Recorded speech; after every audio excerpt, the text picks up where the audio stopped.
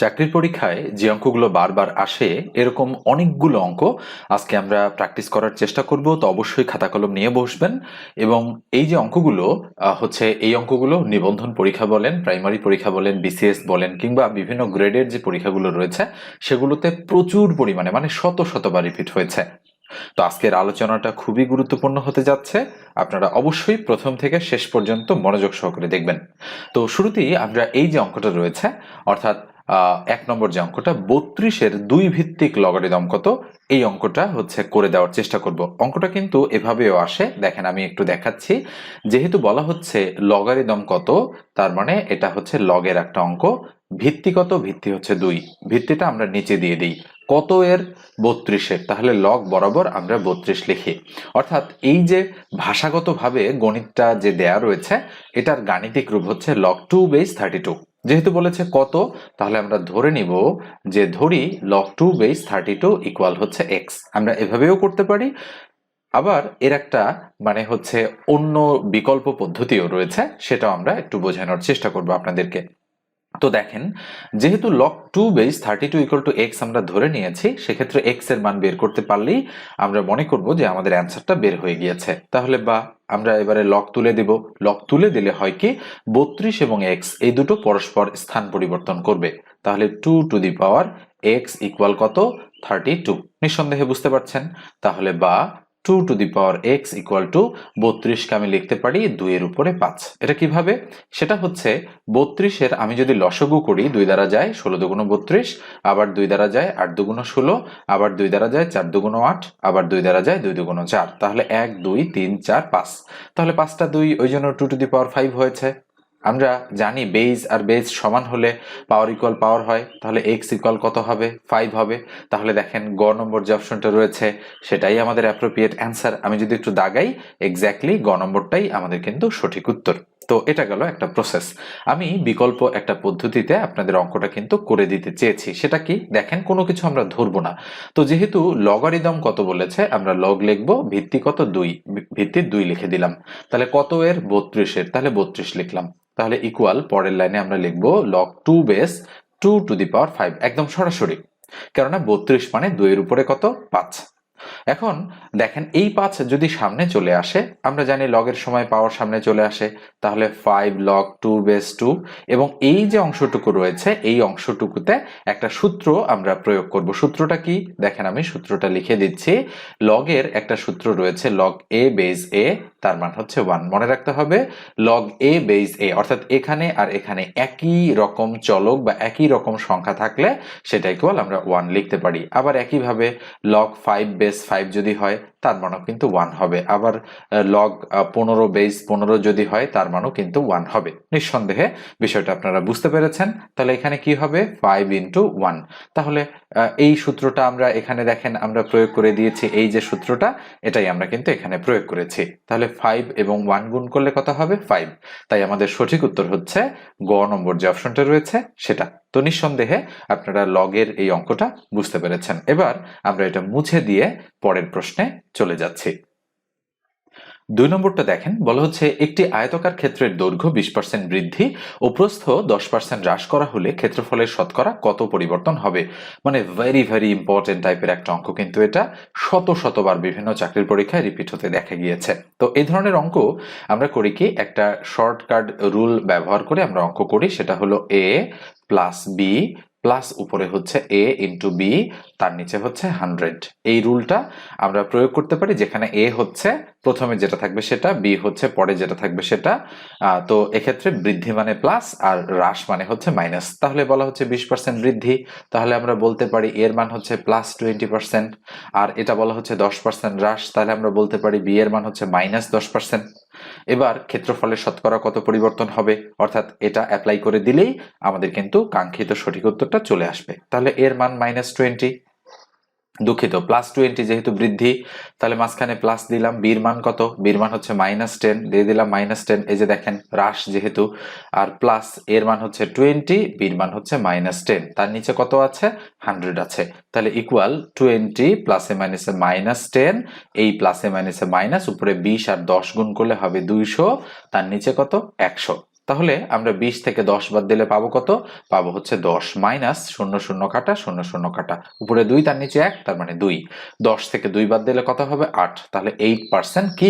এটা যেহেতু পজিটিভ, তার মানে অবশ্যই এটা হচ্ছে বৃদ্ধি। ঠিক আছে, তাহলে 8% বৃদ্ধি ক নম্বর অপশনে রয়েছে। আমি একটু যদি অ্যান্সারটা দাগাই, এক্স্যাক্টলি ক নম্বরটাই আমাদের কিন্তু অ্যাপ্রোপ্রিয়েট অ্যান্সার। তো এই অঙ্ক আসলেই গুরুত্বপূর্ণ একটা অঙ্ক, আপনাদের কিন্তু খুবই সতর্কভাবে এই অঙ্কটা করে হচ্ছে আপনাদের দাগাতে হবে। তবে এটা কয়েক সেকেন্ডের মধ্যেই কিন্তু এই প্রসেসটা কমপ্লিট করা সম্ভব। মুছে দিয়ে আমরা এবারে পরের প্রশ্নে চলে যাচ্ছি। একটি সরলরেখার উপর অঙ্কিত বর্গ ওই সরলরেখার অর্ধেকের উপর অঙ্কিত বর্গের কত গুণ? দ্বিগুণ, 3 গুণ, 4 গুণ, 5 গুণ। সম্ভাব্য হচ্ছে আমাদের 4টা উত্তর দেয়া রয়েছে। তো এই ধরনের প্রশ্ন শর্টকাট মেথডে খুবই দ্রুত করা সম্ভব, মানে প্রশ্ন দেখা মাত্রই উত্তর করা সম্ভব। সেটা কি?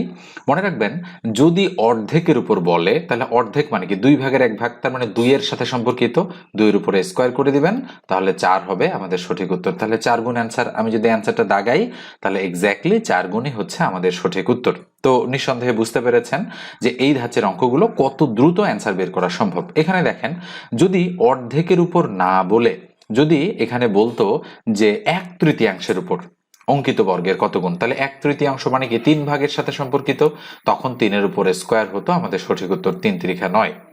যদি 1/4 বলতো এখানে, তাহলে 4-এর উপরে স্কোয়ার, তার মানে 16 হতো আমাদের সঠিক উত্তর। তো জাস্ট এইভাবেই এই ধরনের অঙ্কগুলো আপনাদেরকে সলিউশন করতে হবে। এখন আপনি যদি বুঝতে চান যে আমি আসলে প্র্যাকটিক্যালি বুঝতে চাই যে কেন এরকমটা হয়, তো দেখেন একটি সরলরেখার উপর অঙ্কিত বর্গ, তাহলে আমরা ধরে নিলাম এই হচ্ছে আমাদের একটা সরলরেখা, যেটা আমি বললাম যে যেটার মান ধরেন 4, কত 4, অথবা আপনি অন্য সংখ্যাও ধরতে পারেন।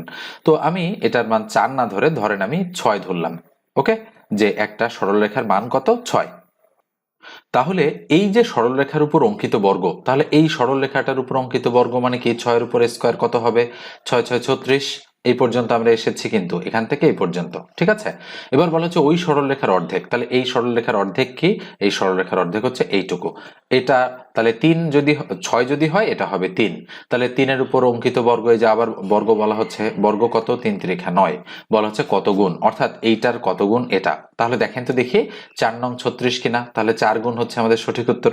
আমি যদি x ধরি, x ধরেও কিন্তু আমি x ভাগ 2 করে হিসাবটা মিলাতে পারবো। তো নিশ্চয়ই সংখ্যা দিয়েও বুঝেছেন। তবে এই অঙ্কটা সুপার শর্টকাট মেথডে আমরা খুব দ্রুত, মানে 5-7 সেকেন্ডের মধ্যেই দেখা মাত্রই কিন্তু উত্তরটা দাগিয়ে দিতে পারি যে এটা সঠিক উত্তর কত? 4 গুণ। এখানে যদি বলে 1/3, তাহলে উত্তর হচ্ছে 9 গুণ। এখানে যদি বলে 1/4, তাহলে সঠিক উত্তর হবে কি? 16 গুণ। জাস্ট এভাবেই আপনাদের অঙ্কগুলো কিন্তু সমাধান করতে হবে। এবারে আমরা পরেরটাতে যাচ্ছি। কি বলা হচ্ছে পরের অঙ্কটাতে? দেখেন, পরের অঙ্কটাতে আমরা দেখতে পাচ্ছি এটা হলো একটা বানর সংক্রান্ত অঙ্ক। বলা হচ্ছে একটি বানর 15 মিটার উঁচু পিচ্ছিল বাঁশের মাথায় উঠতে প্রথম সেকেন্ডে 3 মিটার উঠে এবং পরবর্তী সেকেন্ডে 1 মিটার নেমে আসে। বাঁশের মাথায় উঠতে বানরটির কত সময় লাগবে? 12, 13, 14, 15 সেকেন্ড। তো এই অঙ্কটা করার জন্য শর্টকাট মেথড একটা রয়েছে, কিন্তু আমি আজকে প্র্যাকটিক্যালি আপনাদের বোঝাই দিতে চাই যে এরকম অঙ্ক আসলে আপনারা প্র্যাকটিক্যাল সেন্সটা কিভাবে কাজে লাগাবেন। তো ধরলাম যে এই বাঁশটা কত? এই বাঁশটা হচ্ছে 15 মিটার উঁচু, তাহলে বাঁশটা হচ্ছে, এটা হলো জিরো লাইন, তাহলে 1 2 3 4 5 6 7 8 9 10 11 12 13 14 15। ওকে, আমি আর একটু দাগ দিয়ে এটা মেকআপ করে দিচ্ছি। হ্যাঁ, এখান থেকে ধরেন বাঁশটা এই পর্যন্ত রয়েছে, তাহলে এই বাঁশটা কতটুকু? এই বাঁশটা হচ্ছে 15 মিটার উঁচু। আমি আর একটু দেখি দাগ দেওয়াটা ঠিক আছে কিনা। তাহলে এটা 0, তাহলে এটা 1 2 3 4, এভাবে 5 6 7, এটা 8 9, এটা 10 11 12 13 14, আর এটা হচ্ছে 15। দিয়ে দিলাম আমরা 15 পর্যন্ত। ঠিক আছে, তাহলে একটি বানর 15 মিটার উঁচু একটি বাঁশের মাথায় উঠতে প্রথম সেকেন্ডে 3 মিটার উঠে।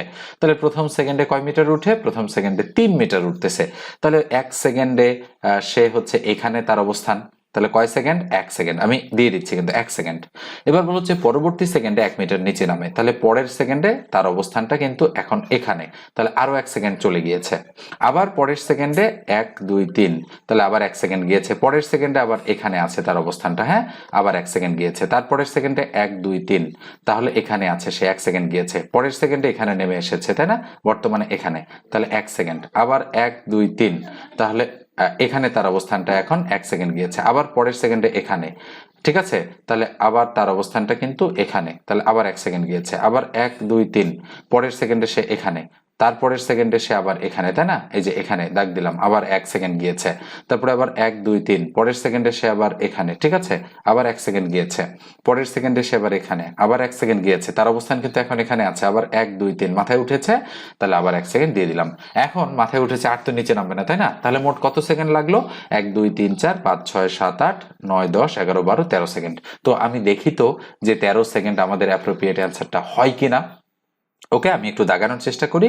এক্স্যাক্টলি 13 সেকেন্ডই হচ্ছে আমাদের সঠিক উত্তর। এবারে এই অঙ্কটা শর্টকাট মেথডে, মানে সুপার শর্টকাট মেথডে কিভাবে আমরা করতে পারি শর্টকাট রুলের সাহায্যে, সেটা আমি একটু আপনাদের দেখাতে চাই। তো এর জন্য আমাদের একটা কিন্তু সূত্র প্রয়োগ করতে হবে। নিশ্চয়ই আপনারা সূত্রটা এখানে দেখতে পাচ্ছেন, t ইকুয়াল 2l মাইনাস আর প্লাস এফ, নিচে হচ্ছে আর মাইনাস এফ ইন্টু হচ্ছে টি। এই ধরনের যত প্রশ্ন আছে সবগুলোই এই সূত্রের মাধ্যমে সমাধান করা সম্ভব। এখানে এল হচ্ছে মোট বাসটার দৈর্ঘ্য কতটুকু সেটা, এই যে 15 মিটার উঁচু একটা বাস, এল মানে হচ্ছে লেন্থ, তার মানে 2 ইন্টু 15 মাইনাস এখানে আর প্লাস এফ, আর মানে হচ্ছে রাইজ আর এফ মানে হচ্ছে ফল, অর্থাৎ উপরে ওঠা এবং নিচে নামা। তাহলে 3 মিটার উঠে এবং 1 মিটার নিচে নেমে আসে, তাহলে 3 যোগ 1, আর নিচে কত? নিচে আর মাইনাস এফ মানে 3 বিয়োগ 1 গুণন টি। অর্থাৎ এখানে বলা হচ্ছে যে প্রথম সেকেন্ডে 3 মিটার উঠে এবং পরবর্তী সেকেন্ডে 1 মিটার নেমে আসে, তার মানে হচ্ছে এটা মানে হচ্ছে 1, টি হচ্ছে 1। তাহলে ইকুয়াল 2 গুণন 15, তার মানে 15 দুগুণ 30 মাইনাস 3 আর 1 4, আর তার নিচে কত? 3 বিয়োগ 1 মানে হচ্ছে 2 গুণন 1, অর্থাৎ যা আছে তাই।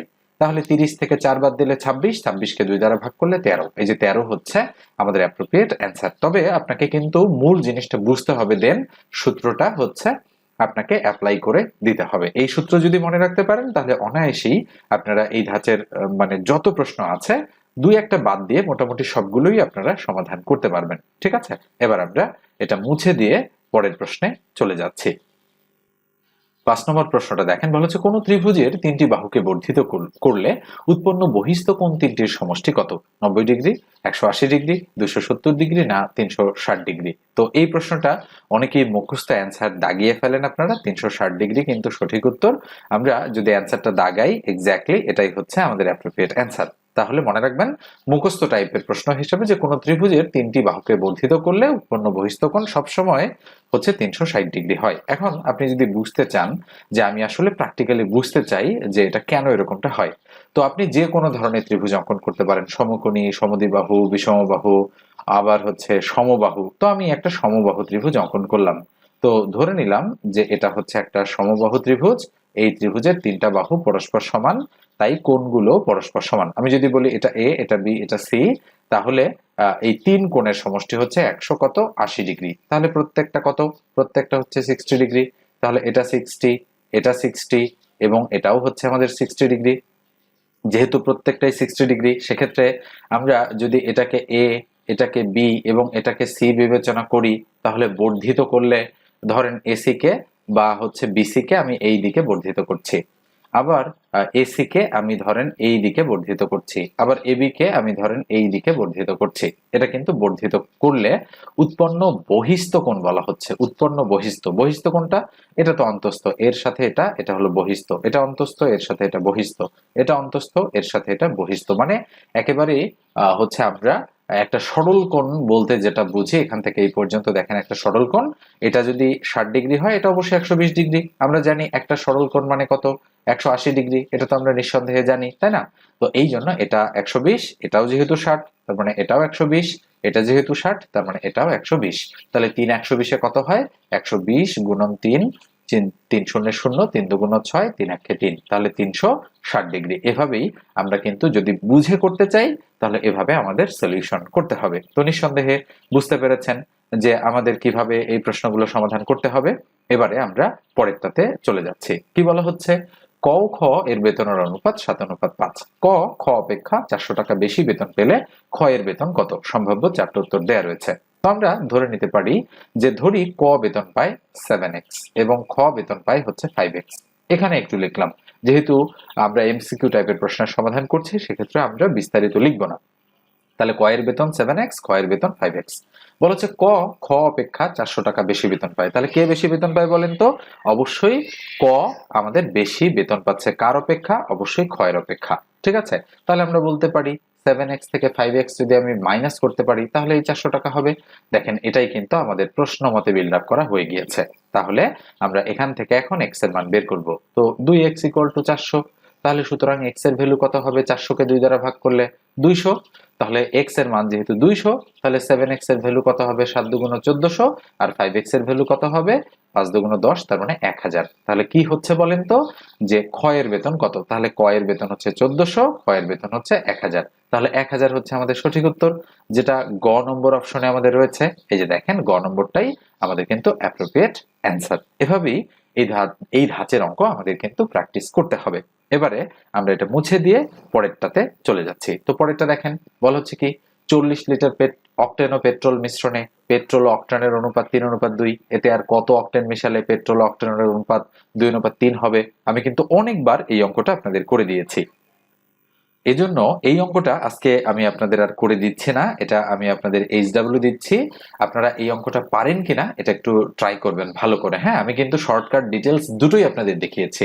বেশ কয়েকবার আমি এই অঙ্কটা আপনাদের করে দিয়েছি। এই জন্য আজকে আর করে দিচ্ছি না। এর পরের যে ভিডিওটা আপলোড করব সেখানে অবশ্যই এই অঙ্কটা আমি রাখার চেষ্টা করব। তো আজকের আলোচনাটা আর আমি না বাড়াই, এ পর্যন্তই রাখি। যদি আপনারা হচ্ছে চ্যানেলটা সাবস্ক্রাইব না করে থাকেন তাহলে অবশ্যই সাবস্ক্রাইব করবেন। ফেসবুক পেজ থেকে দেখলে অবশ্যই পেজটা ফলো দিয়ে রাখবেন। ধন্যবাদ সবাইকে।